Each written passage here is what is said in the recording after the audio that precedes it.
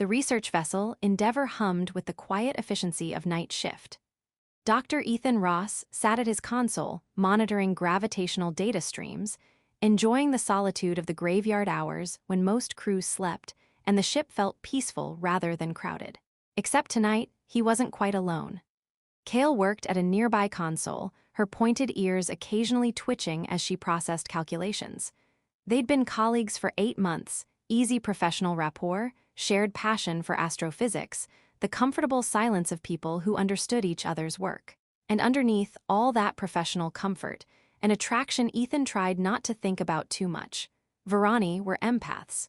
Kael could sense emotions with varying clarity depending on focus and proximity. She'd been careful not to invade his emotional privacy, maintaining professional distance. But Ethan knew she probably sensed the broad strokes even without trying, the way his pulse changed when she was near, the warmth that had nothing to do with environmental controls. He'd been thinking about asking her to dinner. Real dinner, not crew mess hall routine, the kind that meant something, but fear kept him silent. Fear of rejection, of making work awkward, of presuming too much. His mind drifted, calculations becoming background noise. What if he did ask? What would she say? Would she be horrified? Amused? Would she sense his feelings and pity him?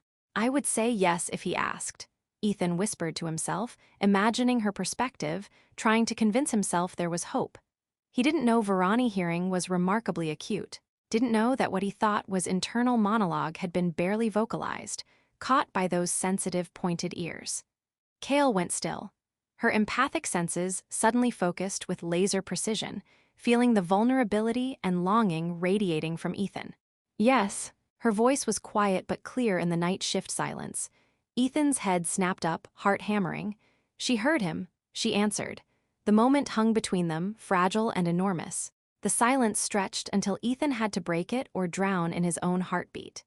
He turned to face her properly, finding her already watching with those distinctive Varani eyes, larger than human, pupils shifting shape with emotion. You heard that? Not a question, mortified statement of fact. I did. Kael's expression was gentle. Varani hearing is sensitive. What humans think are internal thoughts sometimes aren't as internal as you believe. Ethan wanted the deck to open and space to swallow him. I'm sorry, that was, I shouldn't have. You said you would say yes if he asked. Kael tilted her head, curiosity or careful consideration. But you're not he, you're you. So the grammar was confused. I was imagining what you might think if someone asked you to dinner. Trying to convince myself there was a chance. That I might say yes. That you might not immediately say no. The distinction mattered. Hope was an assumption. Kael was quiet, her empathic senses reading layers of his emotional state, embarrassment, genuine affection, fear of having damaged their friendship, fragile hope that this mortifying moment could become something else. Ethan, I'm going to use my abilities more directly than I usually do. Is that acceptable? He nodded, not trusting his voice. She focused fully, not just reading emotional broadcasts, but actively seeking nuances. What she found made her expression soften. You've been thinking about this for months. You value our friendship too much to risk it carelessly, but you feel something more. And you're terrified I'll reject you or feel obligated because we work together. Ethan could barely breathe. Having his emotions read so precisely was simultaneously invasive and relieving. No more hiding, no more ambiguity. Yes, all of that. And if I told you I've been aware of your feelings for approximately 6 months, that I've been equally uncertain how to proceed, that human-Varani relationships are rare enough to feel like navigating without maps, what would you say? Ethan's brain stuttered. 6 months, you knew. I'm an empath, Ethan. It's my species' defining characteristic. Of course I knew. But she was smiling, pupils shifting to a shape he'd learned indicated warmth. What I didn't know was if you'd ever act on it, or if you'd decide our professional relationship was too important to risk. And you, what did you decide? Kael's smile faded into something more serious. That I would wait. That if you asked, I would say yes. But I wouldn't push, because humans value verbal consent and direct communication in ways Varani sometimes don't. We can feel what others feel, which makes asking seem redundant.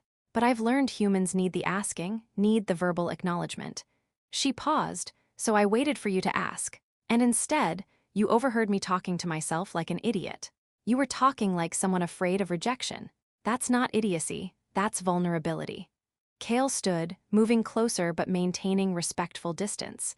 So now I'm asking clearly, Ethan Ross, would you like to have dinner with me? Not crew mess hall dinner. Actual dinner, the kind that means we're exploring whether this attraction could become something more. Ethan's heart was doing things that would concern a medical professional. Yes, absolutely yes. Then we're agreed. She extended her hand, a human gesture she'd adopted. When Ethan took it, the touch sent warmth through both of them, and Kael's empathic senses registered his spike of joy and relief, matching her own feelings. The night shift suddenly felt less lonely and considerably more significant. Their first dinner was both wonderful and awkward in the way first dates always are.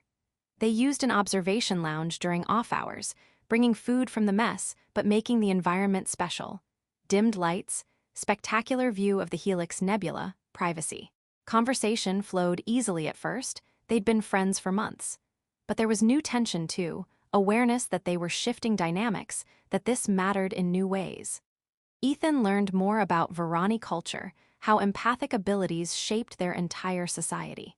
Partnerships formed through gradual emotional synchronization, partners learning to read and respond with precision that made verbal communication almost supplementary. Doesn't that remove all mystery? Ethan asked. If you can feel what your partner feels, where's the discovery? Kael considered. We experience mystery differently. Not in what are they feeling, but why and how do these feelings connect to deeper experiences. Emotions are complex, layered. Sensing anger doesn't tell you its source. Feeling love doesn't explain why. She paused, and we choose how deeply to read. Using empathic abilities without permission is profoundly invasive. There's still privacy, still choice. What about with me? What do you feel right now? Permission to read more deeply. When Ethan nodded, Kael focused. Nervousness, hope, attraction, obviously. But underneath, loneliness being addressed, fear that this is too good to be real, and she paused. Guilt. Guilt about something in your past. A relationship that ended badly, where you feel you handled something wrong. Ethan was quiet, then nodded. Previous relationship. I was too focused on work, didn't communicate well. By the time I realized how bad things had gotten, it was irreparable. She said I was emotionally unavailable, that I loved my research more than I loved her. And you're afraid of repeating that pattern. Yes, especially with you because we work together. What if I fall back into old habits? Kael reached across the table, taking his hand. Ethan, I'm an empath. I will know if you're becoming emotionally distant. I can feel your engagement or withdrawal in real time. That doesn't make me immune to being hurt, but it means I won't be confused about what's happening. She squeezed his hand. And I can help you notice when you're retreating. We can navigate this together if you trust me and yourself. The vulnerability in admitting his fears, the relief of her understanding. It shifted something between them. Awkwardness gave way to deeper comfort. Over following weeks, they navigated workplace relationship complications. Some crew were supportive, others curious, a few subtly disapproving. Human Varani relationships weren't forbidden, but were uncommon enough to draw attention. Cultural differences created occasional friction.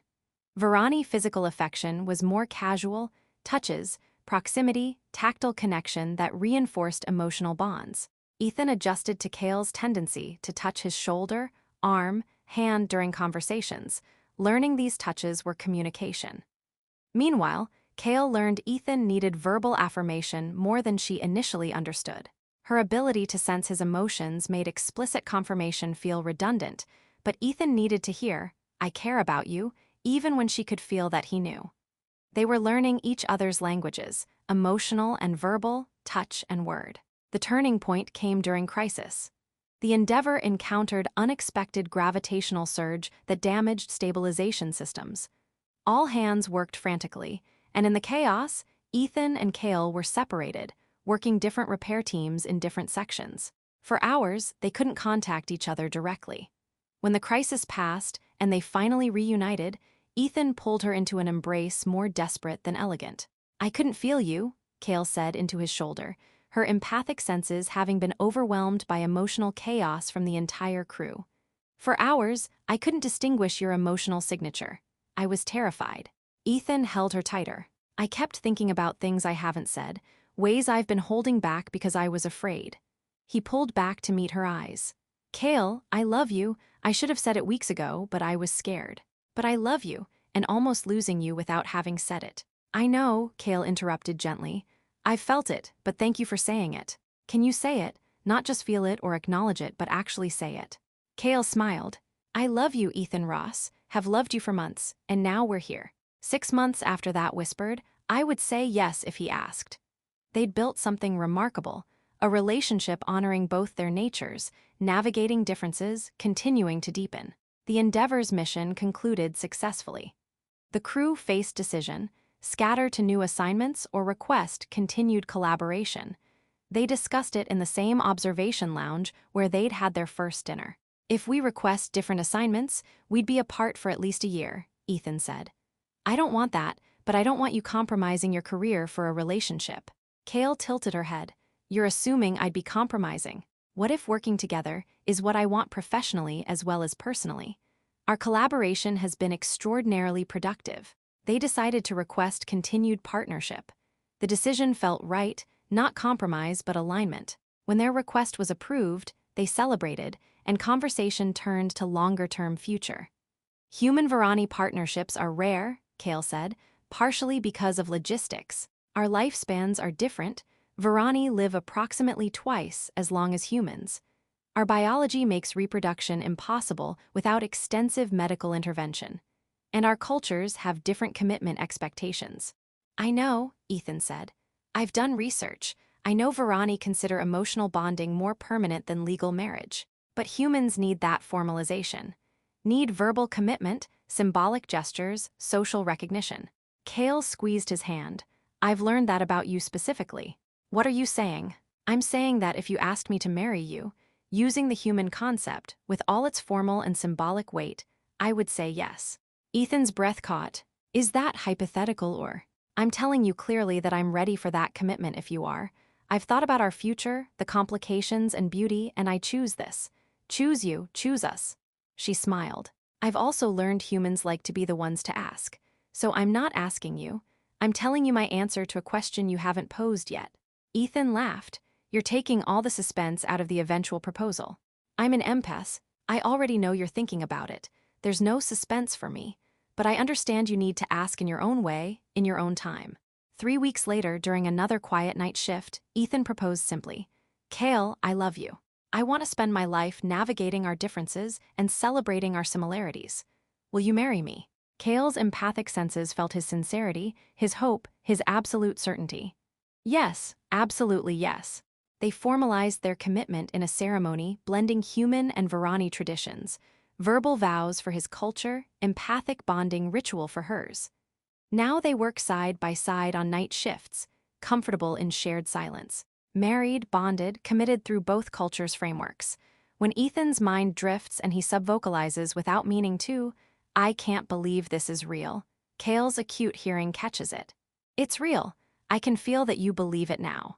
Can you feel how much I love you? Every moment, but